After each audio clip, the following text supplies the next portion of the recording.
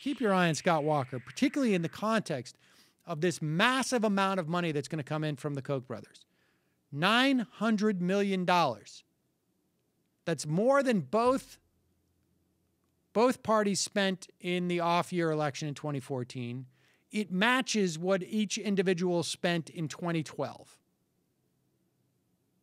It's like a third party, but spending on one of the two parties' candidates.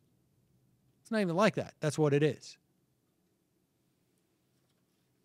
So Scott Walker is, I think, one of the top-tier candidates. When you talk about Romney and Bush, you got to watch out for Scott Walker. He may be a drip, but he is more careful not to say, let me put it this way, he's not competing with the social conservatives, although I think he is a born again. He's just not, he doesn't put himself out that way.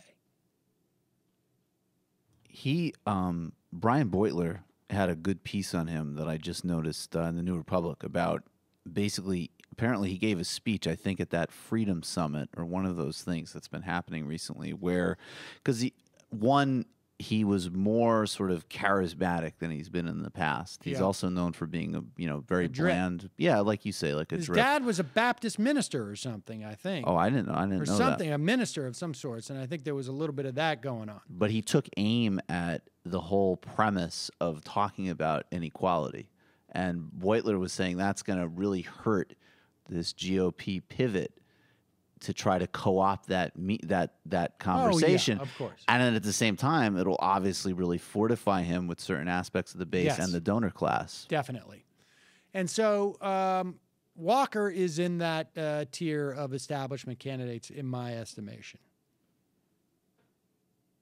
And I would say also Christie, but Christie's out after New Hampshire if he is allowed to go out on day parole by that point. And then you've got Rand Paul, who I think there's a chance he may not even run. He cannot be on the ballot both for president and senator in Kentucky. Because of Kentucky law. The Constitution. The Constitution, actually, I think of Kentucky. But you've got Ted Cruz.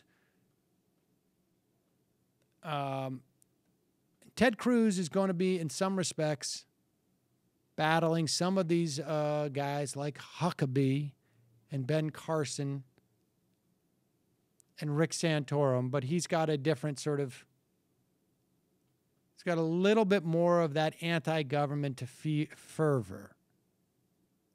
Rick Santorum, of course, gives you the neocon plus the theocon.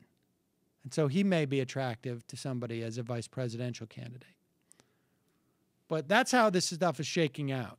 There's going to be like 10 of them.